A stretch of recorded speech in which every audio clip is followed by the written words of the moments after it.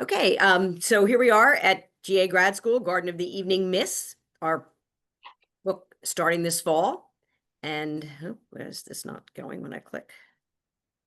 Click. There we go. Okay, our author, a little bit about the author first. Tan Tuan Ang. He was born in 1972. I was a little depressed about that because that's the year I graduated from high school. Um, The he was year I born in graduated from college. Okay, even worse. He was born in Penang, which is an island off the northwestern coast of Malaysia. And I'll have some maps in a little bit to show you that. And he grew up in Penang and then in the nation's capital, Kuala Lumpur. He's a former intellectual property lawyer. He began writing his debut novel called The Gift of Rain in 2007 while he was studying for a master's degree in law at the University of Cape Town. Because he's so young, I just went ahead with talking a little bit about. He had an interview with Nicole Idar, and she first asked him, what piqued his interest in history. And he would said, I would have to say, not from my history teacher in secondary school. I went to a school in PJ, Petalang Jaya, a suburb of Kuala Lumpur, and discipline was very strict there. I had a teacher who would cane us with a wooden ruler here at the finger joints for talking in class because I didn't do my homework. The discipline made me suspicious of authority from a very young age. I didn't like the powerlessness, the fact that you have no voice, you can't influence anything, and you're at the very mercy of your teacher. It was necessary, I suppose, otherwise we would have gone crazy and torn the place down. Anyway, in class, I was always reading novels under the table. While the teacher was teaching, I would read, but wasn't caught, but it showed in my grades. I wasn't a good student, I don't think. My parents must have been the only parents who regretted having encouraged their children to read. I took a book everywhere. If we went out to dinner, I brought a book to read while we were waiting for food. But that's how I got interested in history, from reading a lot. The next question they asked him was, did the novel begin with Yun Ling? It did. I had a picture of a woman, now old, and I knew something happened to her during the war. What was it? At first, I thought she'd been in a prisoner of war camp. As I started writing, I did more research. I read about comfort women in Malaya, and a few years ago, I came across the Golden Lily Operation, a secret wartime initiative to smuggle artifacts stolen from Asian countries to Japan. And I thought if I could bring these things together, I could build up the story of this hard, scarred woman. His book, of course, Guarding the Evening Mist, was making history. This is from an earlier review, but it was written in 2012. But he was the first author to win the first Malaysian recipient of the Man Asian Literary Prize, an award created in 2007 to draw global attention to works by Asian writers. He also then beat out the crowd favorite Hilary Mantel to win the £25,000 Walter Scott Prize for Best Historical Fiction. So a little bit about Malaysia. So here you can see a map, and I was certainly surprised that Malaysia is on two continents or two different islands. On the one side of the screen, you'll see where Kuala Lumpur is. Over on this side, there's Kuala Lumpur, this side is where our book is going to take place. But this is also Malaysia on the other sides with the South China Sea connecting them. So it makes for a very interesting cultural situation, which becomes more evident as the book goes along. Here our story takes place in the region north of Kuala Lumpur. And here my excellent artwork for those of you who do things. I have drawn a little mess here and tried to color it in. This is actually the Cameron Highlands area here. And this is where Tanah Rata is, where the novel takes place, right in this area here in the middle. Up here, where my little line I was trying to mark, this is where Penang is, an island just below Georgetown, where Tan Eng grew up. And then he moved down here to Kuala Lumpur. So our story, of course, starts with Yun Ling in Kuala Lumpur and then coming up here to where she spent a lot of time in the Cameron Highlands, and Tanah Rata is just to the outside of that. Here's a lovely picture that I was using as my background. This is a picture of the Cameron Highlands with the tea plantations you can see in the distance. You can see how beautiful an area this is. He does a great job of painting a picture of it in his book, but I thought it was fascinating just to see how beautiful it is. So a little bit about the history of Malaysia. I have a lot here, so I'm just going to run through it. I don't have it all up on the screen, but the earliest of the present-day inhabitants of Malaysia are the Orang Asli of the peninsula and people such as the Penan of Sarawak and the Rungas of Sabah, many of whom still pursue a largely nomadic way of life. Their presence in the country probably dates back to over 5,000 years. These early settlers were probably the pioneers of the movement of people southwards from China and Tibet through the mainland of Southeast Asia and the Malay Peninsula to the Indonesian archipelago and beyond. The next arrivals to the country, the Malays, represented the second and third wave of this movement. The first Malay settlers, the Proto-Malays, had probably established themselves here by about 1000 BC. This movement was followed by other waves of immigrants, the Deutero-Malays, over the next few centuries, who came equipped with more advanced farming techniques and knowledge of new metals. The Malay peoples also spread out into the islands of the archipelago and settling down into small self-contained communities, which gave rise to the complex and variegated ethnic pattern of Malaysia and Indonesia today. The Hindu-Buddhist period of Malaysian history ended with the penetration of Islam into the area. Brought primarily by Indian and Arab traders, there is evidence of the presence of the new religion in the region as early as the 13th century. After 1400, Islam became a major influence with the conversion of the Malay Hindu rulers of Malacca. From Malacca, Islam spread to other parts of the Malay Peninsula and to the Malay states in Sumatra, along with the trade routes throughout the Indonesian archipelago. Once established as the religion of the Malays, Islam profoundly affected Malay society and the Malay way of life.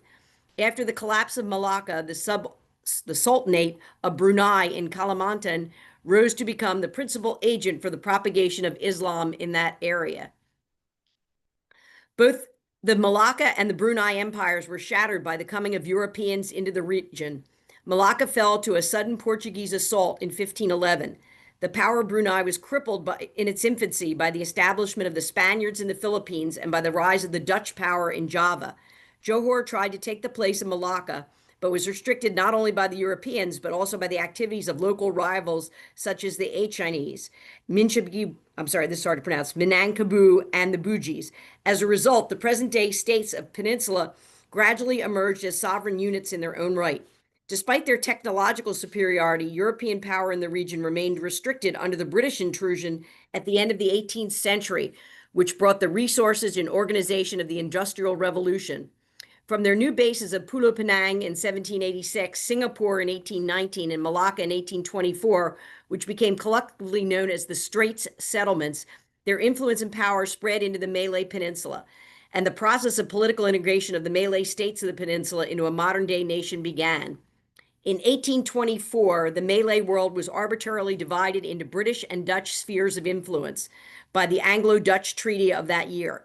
In 1874, the British took the first steps towards bringing the Peninsula states under their direct supervision when they imposed the Pankor Treaty on the rulers of Perak and made similar arrangements in Selangor. Meanwhile, in Kalimantan, the states of Sarawak and Sabah were beginning to take shape as the British adventurers acquired the territories at the expense of the Brunei Sultanate. By 1914, the political organization of the present-day states of Malaysia was as follows. There were the Straits Settlements, British Crown Colony led by a British governor consisting of Singapore, Malacca, Pulau, Penang, Labuan, the Cocoa Islands, the Christmas Isle, and the capital Singapore. And then the Federated Malay States, a British protectorate headed by a British High Commissioner, governor of the Straits Settlements, consisting of the states of Negeri Sembilan, Pahang, Perak, and Selangor. The unfederated Malay States, British protectorate under the tutelage of the British advisor in each state, is responsible to the British commissioner, consisting of Johor, Kedah, Ketelan, Perlis, and Terengganu. Sarawak, British protectorate ruled by the Brooke family, and the capital was Kuching. Sabah, the British protectorate, was ruled by the chartered company of the British North Borneo capital, and Jesselton, Kota Kinabalu. The Japanese invasion of Malaya and British Borneo was in late 1941, which culminated in the humiliating British surrender in Singapore 2.5 months later. It shattered Western colonial supremacy and unleashed the forces of the incipient nationalism. Although the British were able to resume their authority in the region after the collapse of Japan in 1945, they faced an entirely new political situation, and those circumstances forced them to adopt new policies. By the agreement of 1948, the British had committed themselves to preparing the way for the Federation's independence. Under the twin pressures of a communist rebellion, the emergency, which you'll hear referred to in that first section of the book, and the development of a strong Malay nationalist movement represented by UMNO, the British introduced elections starting at local level in 1951. The first move towards the formation of the Malaysia came in 1961 when the idea for the formation of a wider federation comprised of the Federation of Malaya, Singapore, and the Kalimantan states, including Brunei, was mooted by the Tunku Abdul Rahman in a speech in Singapore. Okay, so this is a little bit about the history. And as we continue, I'm going to talk a little bit, obviously, more about the Japanese invasion and Japanese internment camps. But this is a little bit of the background. So as you follow in the book, you're going to see there's people from many, many different cultures in Malaysia. And the author is what they call Straits Chinese. That's what he's known as, which I think Yun Ling also talks of herself as being Straits Chinese, which means they're from that section of the city. So that's a little bit of background, a little bit about Malaysia to get us started. Peter, take it away on our discussion. Okay. All right. So, my dad was 100 when he passed, and every morning, I give him a call, and they said, "What, and I said, "Well, how are you?" He said, "Well, I'm fine. I mean, there's always something to learn every day." And I think that's one of the coolest things about him, but it's also one of the coolest things about literature, because there's always something to learn. And to tell you the truth, before I started reading, I've read all of his books. He's only written 3. He's the kind of author who I keep on thinking, God, would you just pump out another one? Because they're so rich. And so I think the first time I read it, it was a real adventure, because what did I know about any of the background of this novel? So one thing, as you know, those of you who've been with us before, don't give away hints if you've finished the book. I know some of you have finished the book, but if you do, say something. Just and eat it very innocently. I'll have to refuse to give you a table slap at any time. I hate to do that, but if that's what it has to be, that's what it's going to be. So why don't we start with you? And I'd like all of you to participate, right? I mean, that's the idea. We're learning together. So why doesn't one of you make the first comment about the book? I will. Let me jump in. Oh, Made me. boy, what a surprise. Okay, Right. yes. I'm curious. So you're well read. You've read 1,000 millions of books, and you can critique them and do special things with them, and that's why you're who you are, Doc. So what drew you to the Garden of Evening Mists, and how did you find it in 2012? Like, what made you say that this is going to be one of the books that I'll love? And like you've told us in the emails, that you give away as a gift, and it means that much to you. Well, I think I love books that are rich in history, and this is very, very, very rich in history. Not only that, it's about an area of the world about which I know or knew virtually nothing, and I don't know a hell of a lot more now. But I think the writing is what really captured me. It's one of the most beautifully written books, in my opinion, that I've ever read. His use of imagery, I mean, it's a lot of times it's like reading poetry. His sense of place, you are there. I mean, you are there. His also his sense of characters, characters who are flawed and yet who we come to understand. I think he's an exceptional writer. And I'm not even sure, I can't remember what made me read this book initially. I think, it was probably somebody who suggested him.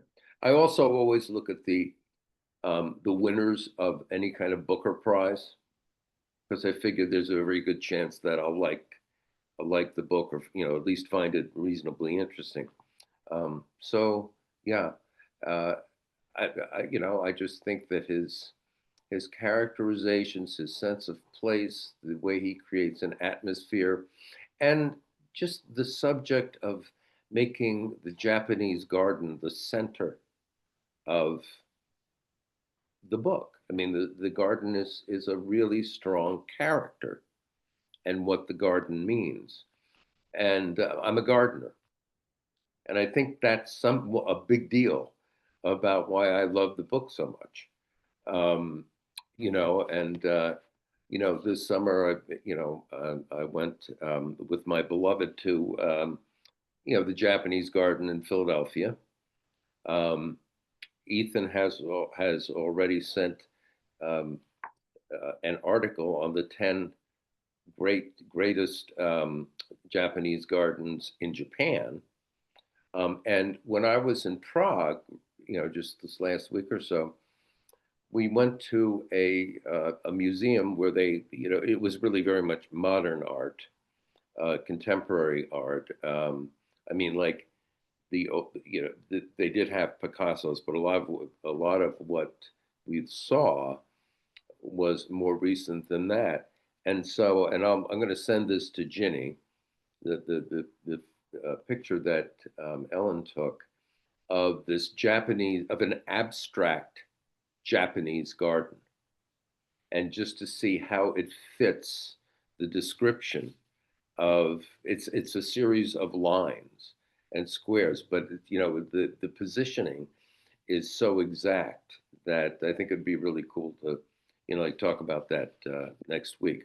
Okay, so that's why I like it so damn much. Who else would like to make a comment or ask a question or? I'll make a comment just on the writing. I did part audiobook and then I found a free PDF online. Uh, And when I was listening to the audiobook, I was trying to just commit to memory any little pieces that meant something to me that I was like, oh, that's really beautifully written. And and this is sort of related to one of your prompts actually, which was, how does talking about like the writing and the turns of phrase, I can't find the right wording. Figurative language and imagery. Figurative language. Yeah, I think I understand what that means, but there's a lot of like there are multiple times where um um the author talks about light as if it were water. That like the sunrise or the dawn sort of melts down the front of the mountains, and then the way that something like uh the something is like dipped into the light of something like the light itself is like a pool of water or something like that, and there's a lot of a lot of nature and element focused language in there to describe things, which I thought was very very nice to listen to and then nice to read. I was going to say, I have the paragraph, I think a little bit of what you're talking about here, right on the first page, where she says, memories I had locked away have begun to break free like shards of ice fracturing off an Arctic shelf. In sleep, these broken flows drift toward the morning light of remembrance. The stillness of the mountains awakens me. She goes on to talk about that, but they do talk a lot about the ice, the light. It starts right away on page 1 with that.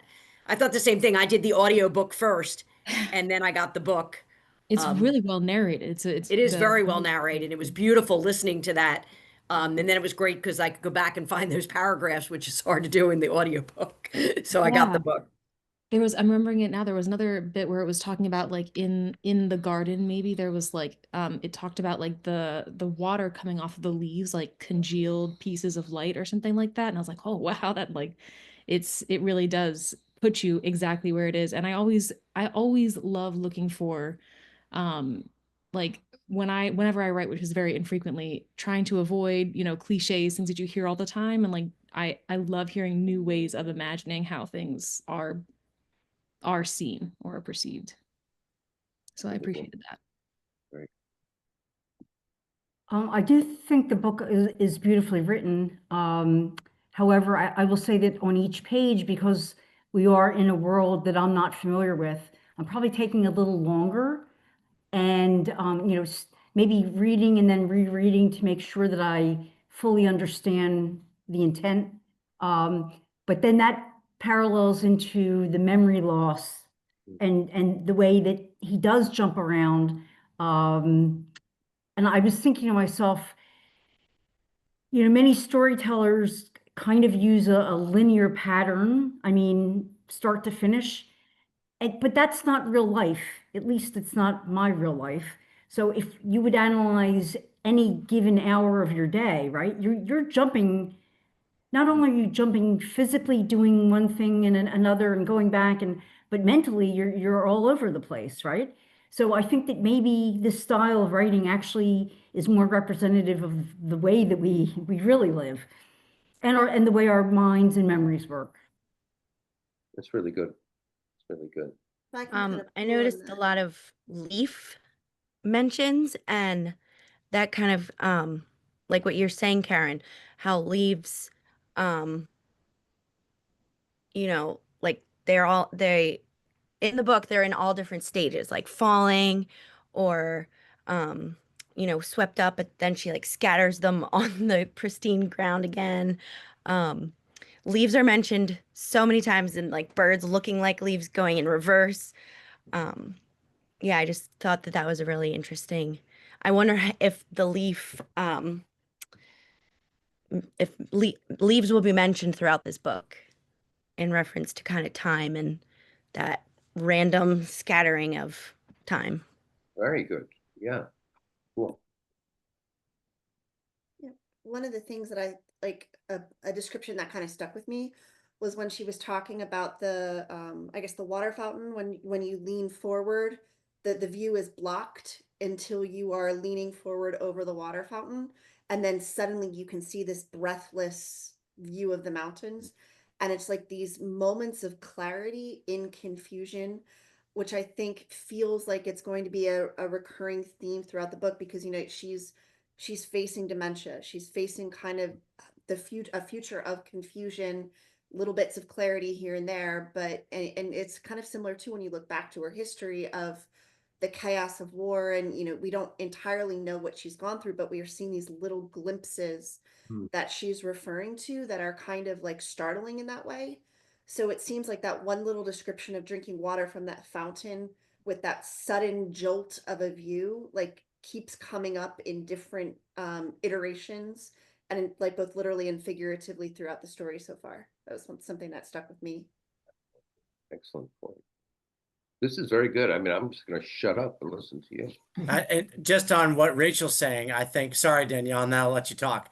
I think that's interesting that things are coming into focus. When I think about the title of this book, we're only 64 pages in, and we're already kind of understanding that mist plays a much bigger role in this whole story about, the mind getting foggy, like Karen said, and the literal visualness of things popping up and going away and being faded and blurry, etc. I kind of think that's cool that out of the gate, we already know that the title of the story kind of has something to do with maybe an overall theme.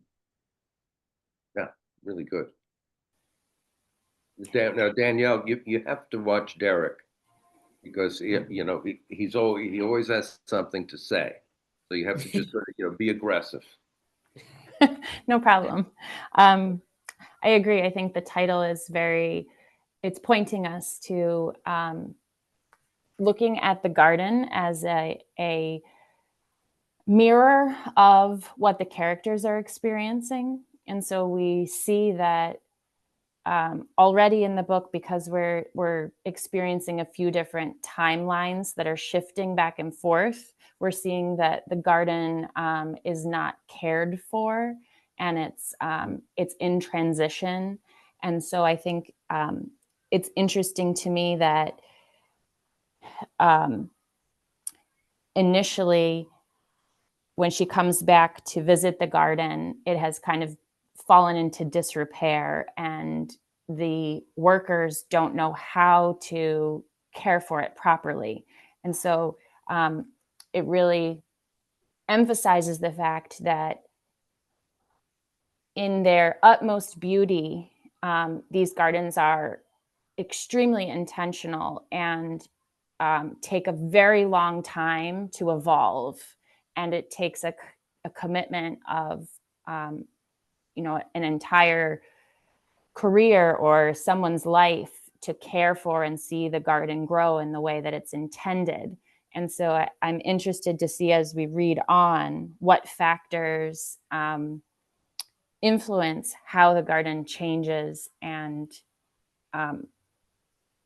fluctuates, because it seems like it at one point is going to be beautiful, and then depending on who is able to care for it, kind of falls out of beauty and is overgrown.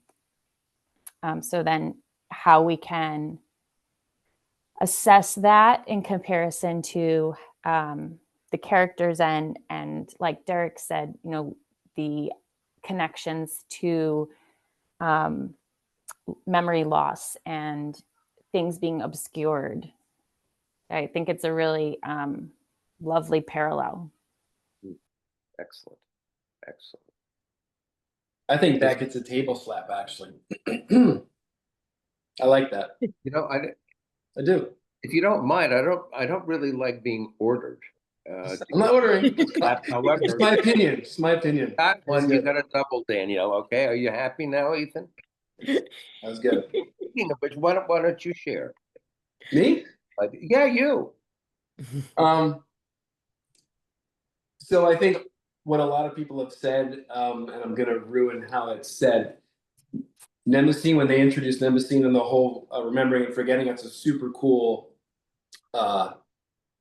term, and I think we're going to revisit a lot of that. I mean, why would you say something like that, sort of Confucius says type thing, and then it's probably going to just populate across this whole book of forgetting, remembering, and you know, how can you remember the god of forgetfulness because you forgot? So Good. So why do you think, anyone else? Because we're going to be returning to a lot of these ideas.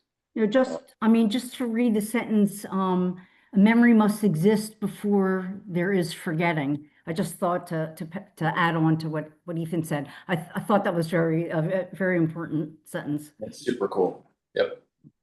I was going to say the section in this first part on page starts a little bit on page 41 that I was thinking about with the memory and forgetting is you have Magnus, who's been through the Boer War and has had a terrible experience and very bad things happening to his family. And then you have Yun Ling, who's been through the internment, and he's also done the internment camp as well. But what he went through in the Boer War, and then what she's gone through in the internment camp, and their memory of what happens to them, each of them in their own way, how it affects them, and her inability to forget or forgive, and the hatred she lives with, like on page 41, where she asks about Aritomo to design a garden for your sister. And he said, he's a Jap, I said, you know, and then he asked, well, yeah, if you want a Japanese garden, Aritomo wasn't involved in the war. And then a little bit further, he says, his stare disconcerted me. It was as though the power of his lost eye had been transferred to his remaining one, doubling in its acuity. This hatred in you, he said in a moment later, you can't let it affect your life. And she says, it's not up to me, Magnus. This whole section, and it goes on more, the next page, I guess, over and the one thing, the other part with this that is interesting, he talks about what happens to him, and he said, despite all the Japanese for what some of them did, let it go. This hatred in you, let it go. She said, they did this to me. Slowly, I raised my maimed hand, protected it in its leather glove. He pointed to his eye patch. You think this fell out by itself? Like, that's a great moment in the book where she's so bitter about everything that happened to her, which she certainly has a right to be, but he's also had a lot of bad things happen to him, and yet he's been able to move on from that.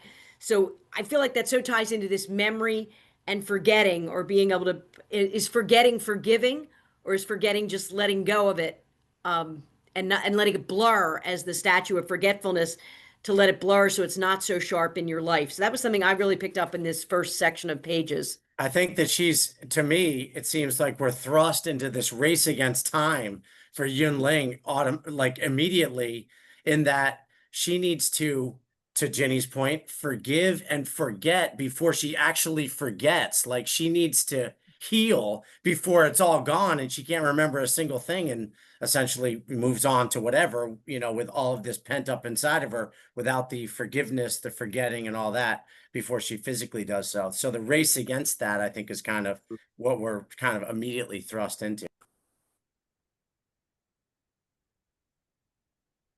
Would you call her, or to what extent do you think she might be an unreliable narrator? Yeah, that's the one I thought about, Doc, where some of us have finished, some of us hadn't, but like I think we all sort of get there to where we start off, oh, like every narrator is reliable, but obviously we've all talked about forgetting, remembering, fogs, myths, fog of war, that she's probably going to end up being somewhat of an unreliable narrator, but we'll find out. Well, what do you question in the first 64 pages about her reliability? Well, she's a judge and you're getting to where she's having some dementia and you're like, okay, well, wait a second. Sort of get to the wait a second thing. Okay, so she's a renowned judge. Yeah. I mean, she's well respected, renowned. Yeah, I mean, yeah. Yeah. Why do you suppose that Aang gave her that profession? He could have made her anything, right? I mean, because you would think that a very well-respected judge would be honorable, ethical, and a very reliable narrator. What else? Objective, which I think she's clearly shown that she's not. Especially when she was talking about her disbarment in the beginning, when she was, I guess, trying war crimes basically, but then when the British made the agreement with the Japanese, that completely shattered kind of whatever objectivity she had, which then resulted in her getting sacked. But where I also keep going back is like she is clearly avoiding kind of squaring with her past.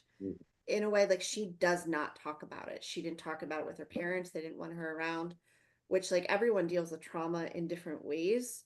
But it almost begs the question, and which I think the author is wanting us to beg, is what happened with her and her sister. Like it feels like there's more there than she's potentially even willing to admit to herself. Because desperate times cause people to do desperate things, and you just never quite know that she could not, stuff that she might have done that she hasn't squared with. I Yeah, think too, she's colored by the experience of being in the internment camp, but also of what happened to her sister, which we're not, we don't know what's going on with her sister yet, but we know her sister didn't make it out.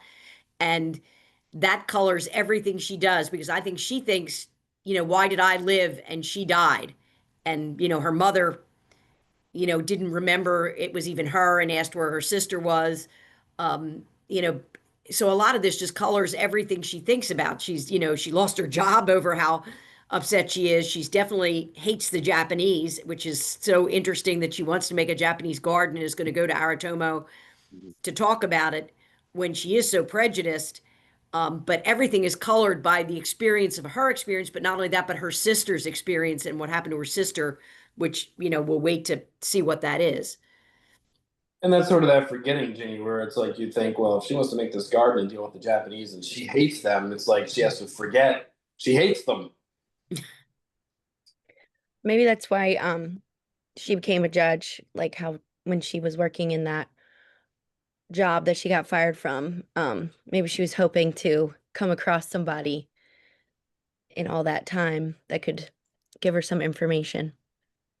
I don't think if you were on trial for murder, I don't think you'd want her taking the stand for you factually.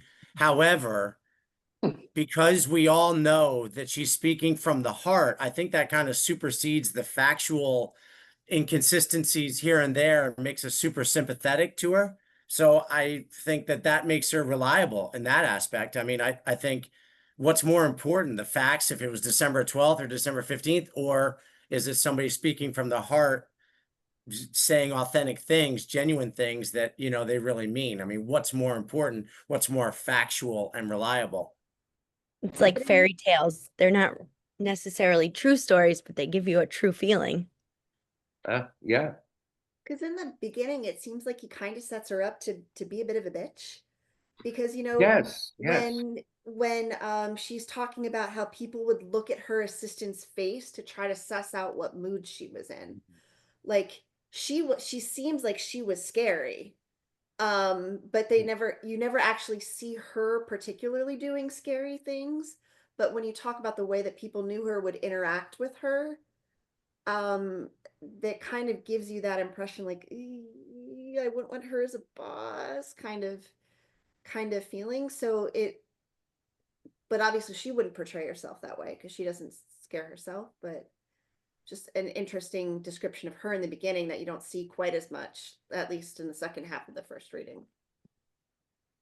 Would you say that your sympathies grow with her as you learn more of her, about her? I think so, because they also said that at her retirement, when the person giving the speech mentioned her history, people didn't know. Like it was clear that most people were not aware of it, and I feel like that is an important you know, it's an important facet to understand why she is the way she is. And I think it gives them a new understanding because she's hardened, she's been through, you know, enough to harden her. Um, but I also don't know because you're really hearing it from her perspective too. So you're just not seeing that side of her because you're not seeing other people react. Like the people that you're seeing respond to her are like Frederick, who's her friend, and Magnus, who she becomes friends with, and Eritomo, which is already set up to be kind of a adversarial, um, not adversarial, but sparring kind of discourse at first, which I'm sure that changes over time, but there isn't an objective reflection of her to get that. But you do learn more about her, which makes you less harsh on her character, I guess. That's kind of rambling, I'm sorry. No, no, no. Do you, does she,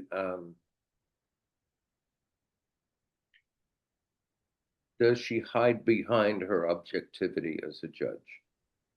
In other words, is this the time now that she's encountering the reality of her, you know, quite literally losing her mind?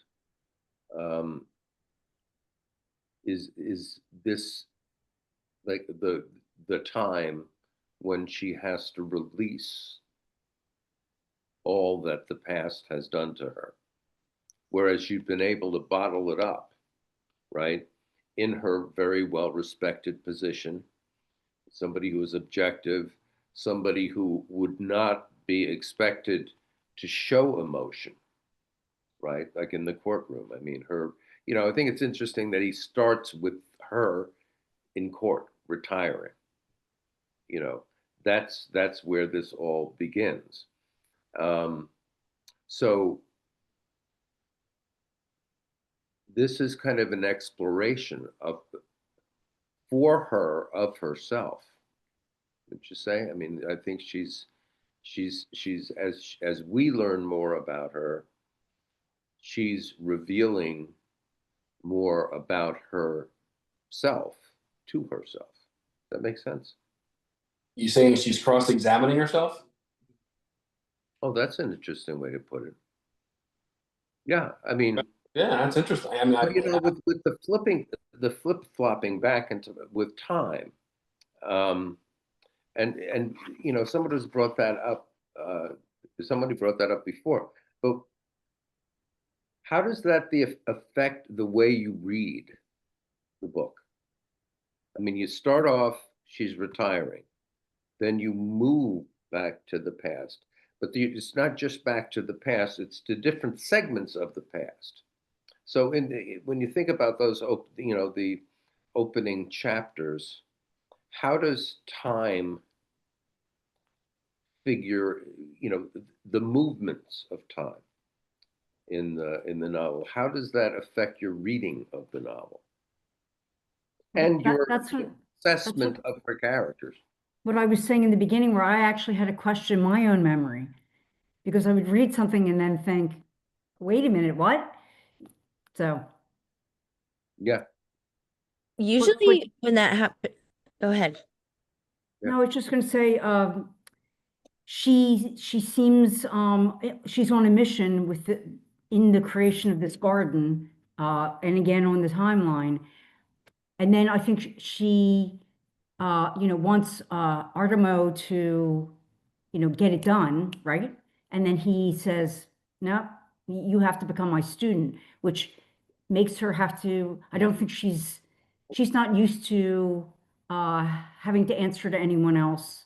She's been in a position of authority. So it's a whole change of her frame of mind. And maybe that's what kind of allows some of this ultimate forgiveness, because now she has to take instruction from him with everything if she wants to proceed. Yeah. And that's an interesting thing when you think about it. I mean, she was a total victim of authority at a very critical point in her life. And then she takes on a position of authority in her, in her professional life. But now,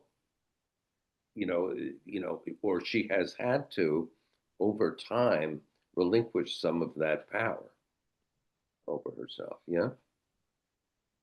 I think it's interesting in Eng's interview how he talked about the powerlessness of being in the classroom with somebody who's in authority. And I think he brings that into this, where she talks a lot about her powerlessness. Like, she doesn't even want to bow to Aritomo when he first meets her, when he leaves, because it brings back, we had to bow. And if we didn't bow deep enough or fast enough, we got beaten for it. And so she won't even observe a common courtesy to them. Not, it's not a power play by Aritomo, but she takes it as one. And so she won't return the bow. And I think that there are two ways with the memory. One, she's going back to try to record her whole life story before she is unable to do so, that she doesn't recognize words or is unable to write. But then also the story of the garden, creating that for her sister. So I found it to really pay attention because of the jumping back and forth, not always back to the same time or where you left off. So sometimes it's back, it starts with her retiring, but then sometimes it's sort of back where she first comes to the Cameron Highlands and meets Magnus and is at the plantation and thinking about that. Then it goes all the way back to when she's young and the war. It's all over the place. Frederick's her age, and then Frederick's older, and is the only person left. And so you really have to pay attention as to where they are. And I think it made you really read carefully. I think Karen was saying that you have to read so carefully to make sure you're in the right time frame. Yeah, that's cool. I mean, I like time jumping. I've read a lot of books that have that, but like I think here what you said, Ginny, it's almost like what you said, where he was a big student of history. I mean, it's sort of like Captain Obvious, but it allows him to populate the story with a lot of history. You can go like literally post World War I to post World War II, so you can do the Golden Lily. You can do, God only knows, the Allies bombing Japan. You could do everything. I mean, holy smokes, you could cover, a lot of history. It like builds a timeline for you Yeah. to structure the rest of the story off of. Mm. Very Yeah. interesting. It could be somewhat deliberate for his populating the book with history. Simple as that. So why don't we take a look at some pages more closely? One of my questions was, what of importance do we learn about Youngling and Aramoto in their first meeting? And that's from pages 45 to 53. I think it's pretty important in terms of how we are going to learn more about them and how we are going to assess them as characters.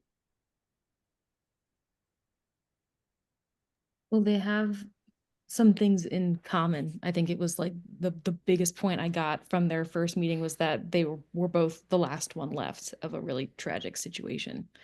And he kind of, unlike a lot of people in her life, he sort of checked her, where she has this kind of unbridled rage, and he was able to kind of stop her in her tracks a little bit, which I think is sort of established, like what Rachel was talking about, this sort of like, and I was thinking about like, what word is that? It's like adversarial, but it's almost just like a meeting of two equals a little bit. She sort of met her match, but in a different way.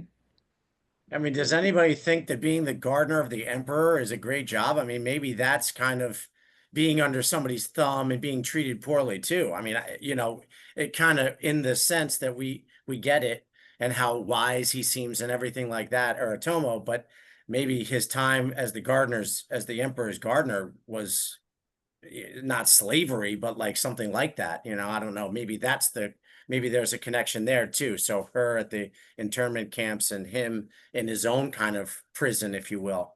That's a legit thing, Derek. Like the gardener for the emperor. I mean, the Japanese respect for tea, samurai, all that stuff. Like that's a legit job. That's like being the Queen of England's gardener. I also think it's interesting he chose to have her show up unannounced and not come when she had her appointment.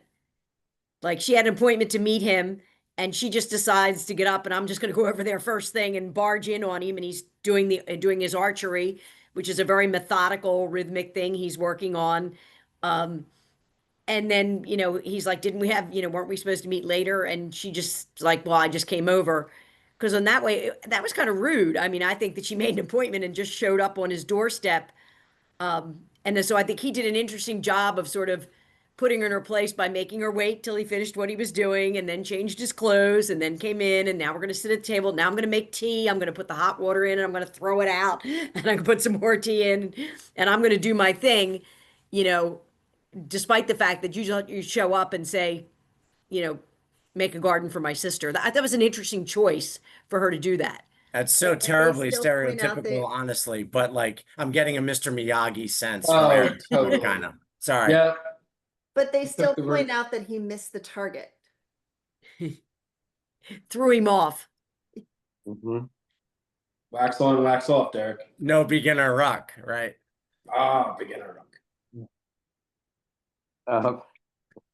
On page 45, it's just one example of his use of metaphors. And then, think about how on the next, say, 8, 9 pages, this, this metaphor applies.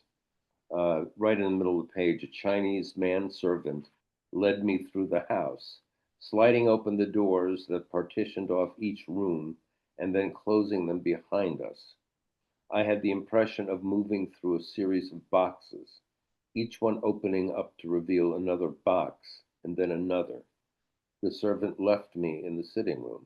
The doors were opened to the veranda where a low square table was positioned. What's with the boxes?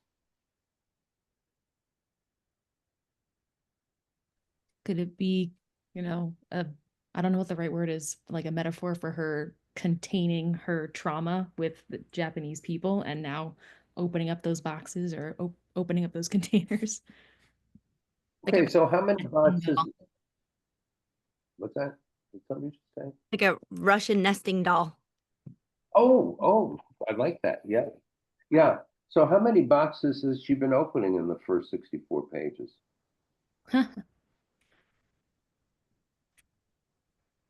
Because we know she's been good at sort of shutting boxes up. I guess Right. the one is her dementia, her oncoming dementia. She's having to deal with her retirement. So ending her career, her dementia, addressing that. At least in the present, and then in the past, you know, interacting with a Japanese person after her experience. I think grieving for her sister is one. Or Mhm. starting to process that. Yeah.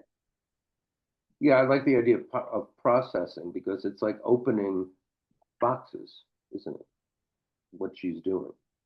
And what we're seeing her do as we read along. I mean, we see her open the box, and then there's another, and then there's this whole scene with him, that initial scene.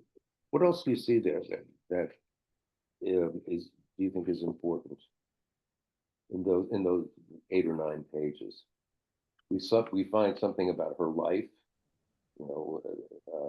when she was taken to Japan for a month. We find him, she says that you're making a pond. I said, as I'm on 46 towards the bottom, looking to the shallow pit at the bottom of the slope. I am merely changing its shape, making it bigger.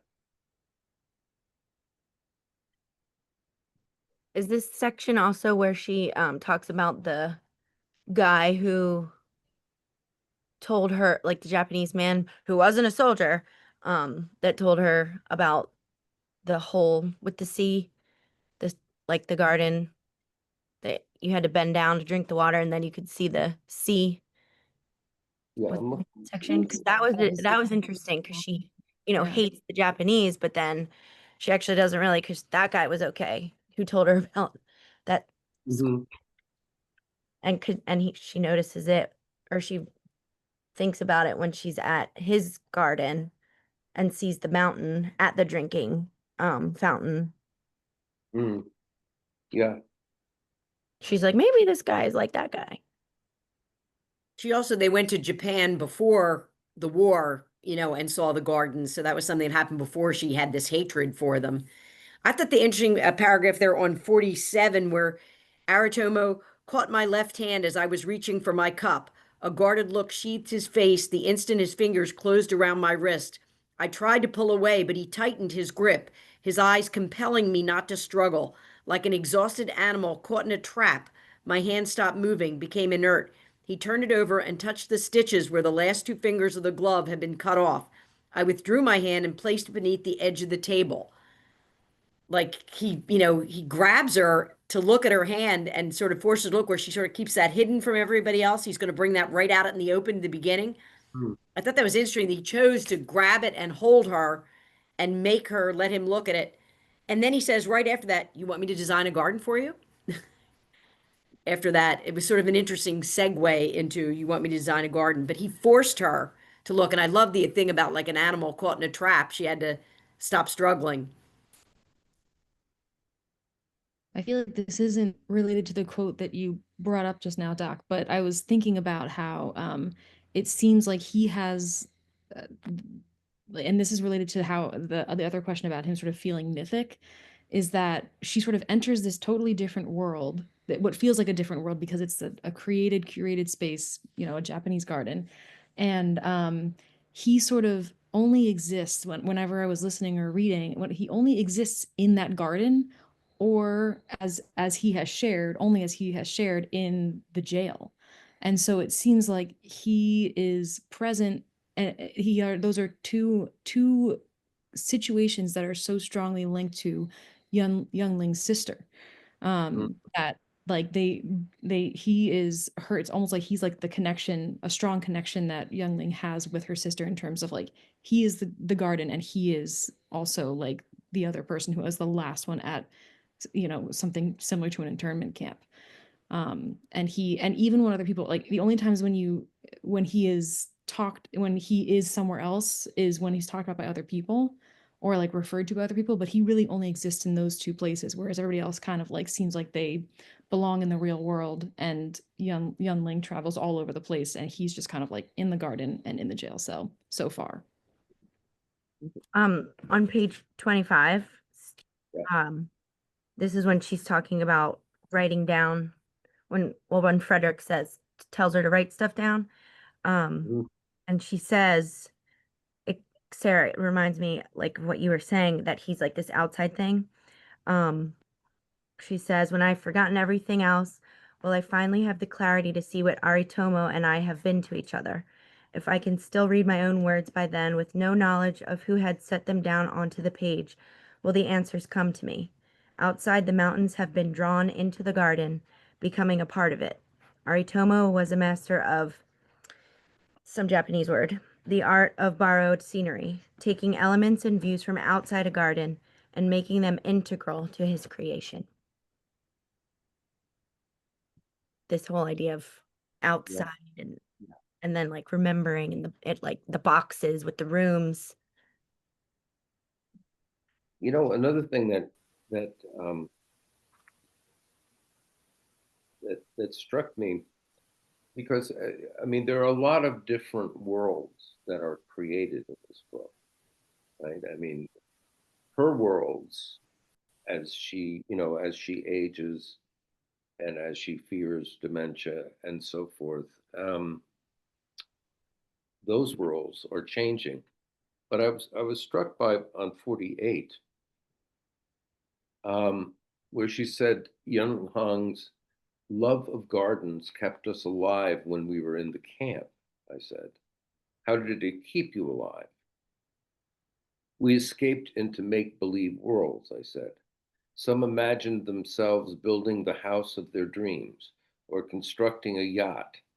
The more details they could include, the better they were insulated from the horrors around them. One Eurasian woman, the wife of a Dutch engineer at Shell, this woman wanted to look at her stamp collection again. It gave her the will to go on living. Another man recited the titles of all of Shakespeare's plays again and again, in the order that they had been written, when he was being tortured. My throat dried up and I took a swallow of tea. Young Hong kept our spirits up by talking about the gardens we had visited in Kyoto, describing even the smallest details to me. This is how we'll survive, she told me. This is how we'll walk out of this camp. He's like So- weirdly her strongest connection to her sister.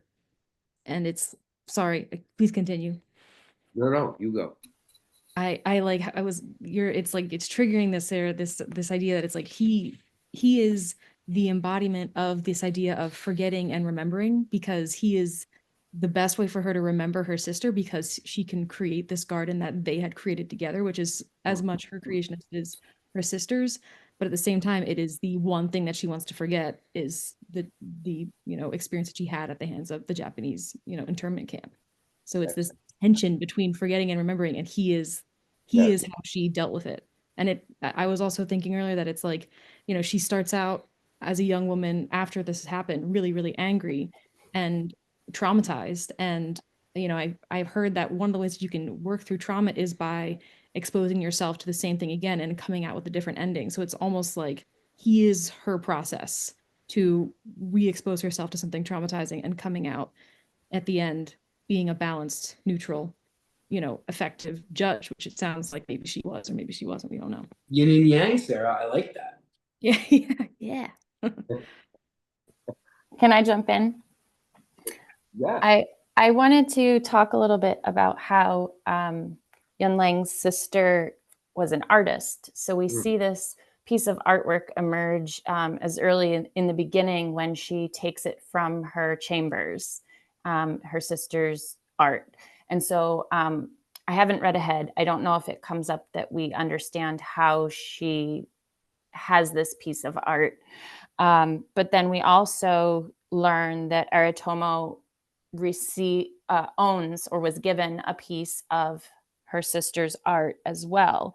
And I think the artwork is an interesting theme that we see throughout, because it is a medium of expression, but there's an element of permanence to it, because it will and can live on. But we can also think of the garden as art, because it's so manicured and tended. It's created in the same way that art is created. And so I think we can look at the differences between the garden as living, changing, evolving, and the garden as some element of enduring a certain structure and permanence in and of itself. And so I am interested also in I just learned that Aritomo, there was maybe one section that referenced the woodblock carvings, and also his was it tattooing or Tattoo art, yes, the tattoo art. Horimono.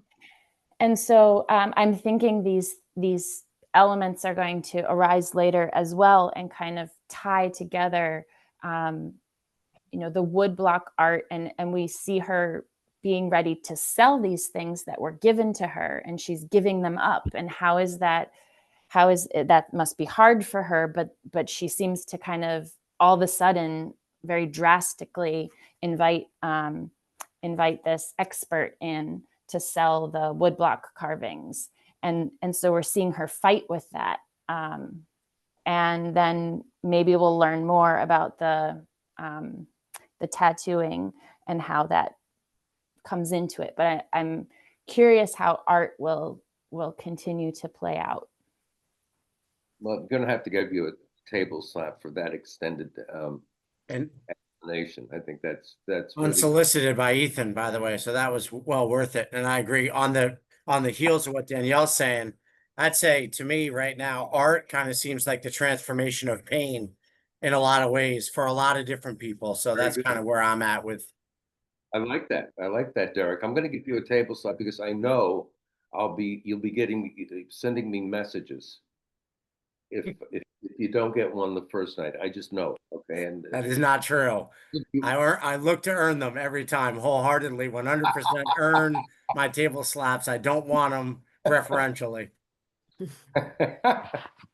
I do think Danielle makes a good point about the artwork because it's an interesting thing that this art historian is coming and seeing these woodblock prints that he's done, and she hasn't even looked at all of them. Like, she's looked at some of them, and she's for the first time going to let somebody else see all this artwork that Aritomo had collected.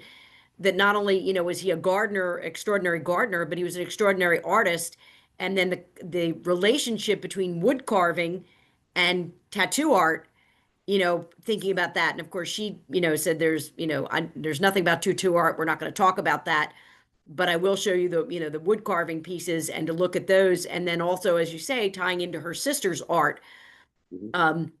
So not only have these works of art, I like the idea that that's a permanent sort of thing. And the garden is also can be permanent, but it needs tending. Like, it has to be, but the artwork also has to be shared in order to be appreciated. And she's sort of hoarded that and kept it so no one else can see it.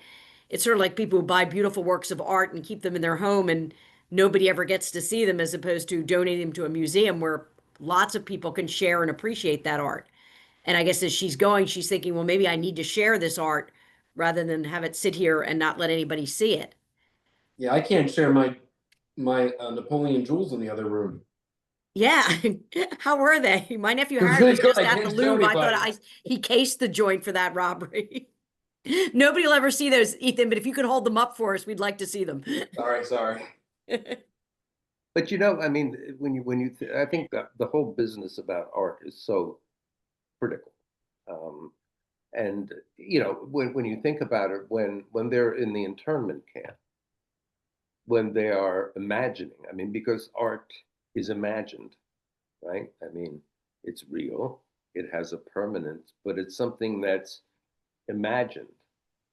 So they're imagining a world to survive.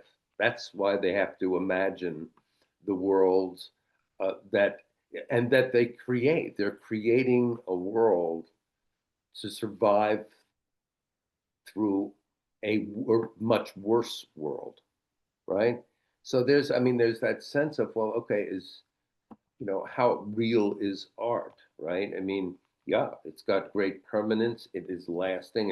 It goes beyond the lives of its creators, right? So it has that sort of permanence, but by the same time, there's a kind of fragility in it because it's somebody's idea, right? I mean, it's somebody's idea. It's something that is imagined, and so with all the structure, there's still that, and that's when I just read or see a Japanese garden, there's part of me, and when I was in Prague last week, we went to the Dvorak Museum, and we saw some of his manuscripts of his symphonies, and I was looking at that, and here it is. It is a work of art, and then we later heard that work of art, and I'm looking at and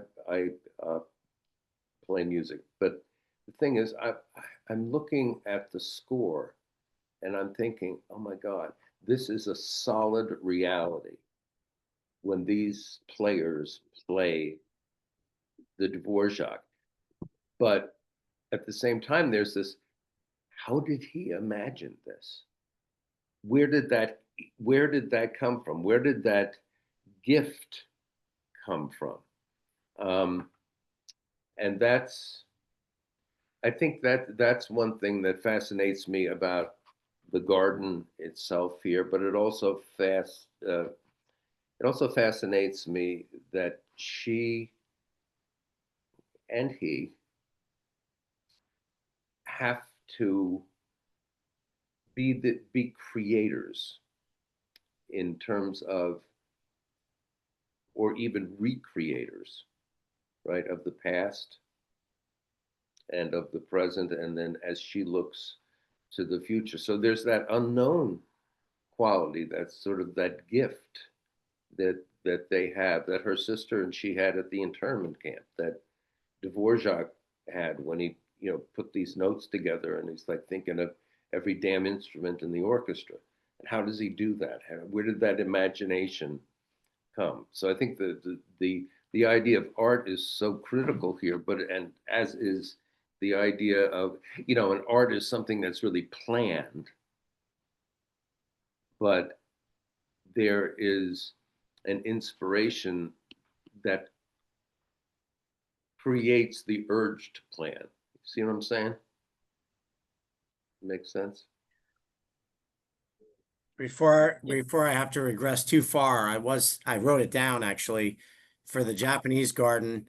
I thought the stones symbolized permanence and the sand impermanence.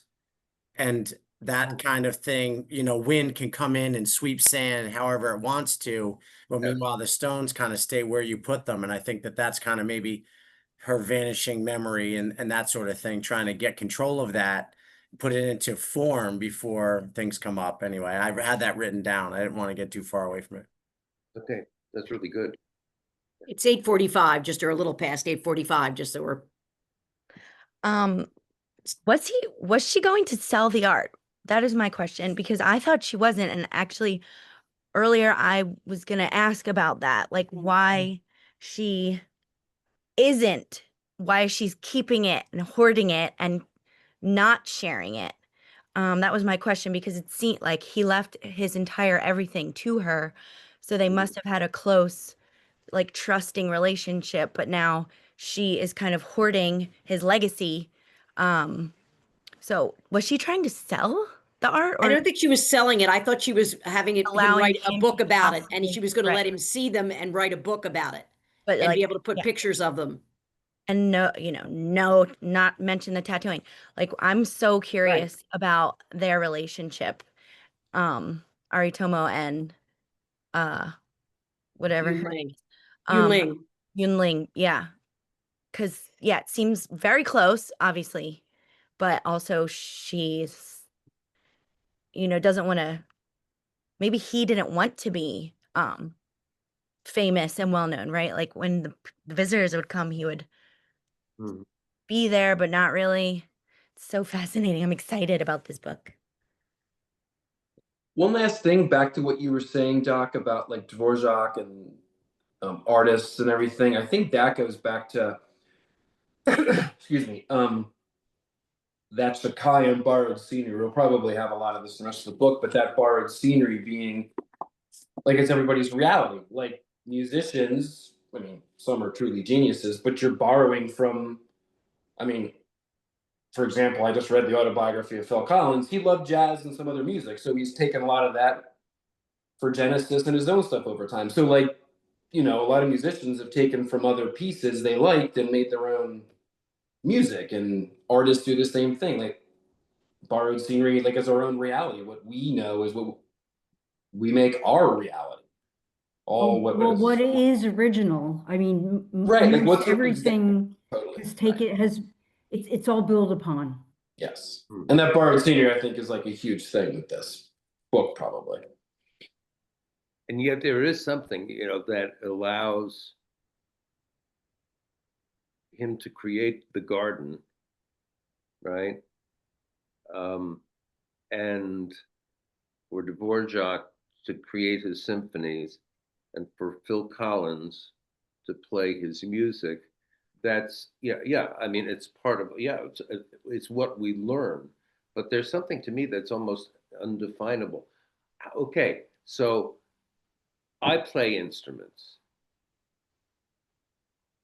When I was looking just at the score, I was saying, how the hell can a human being do this? What is there? Yeah, okay, sure, he was classically trained. I get that. I get that. But where did that inspiration come from?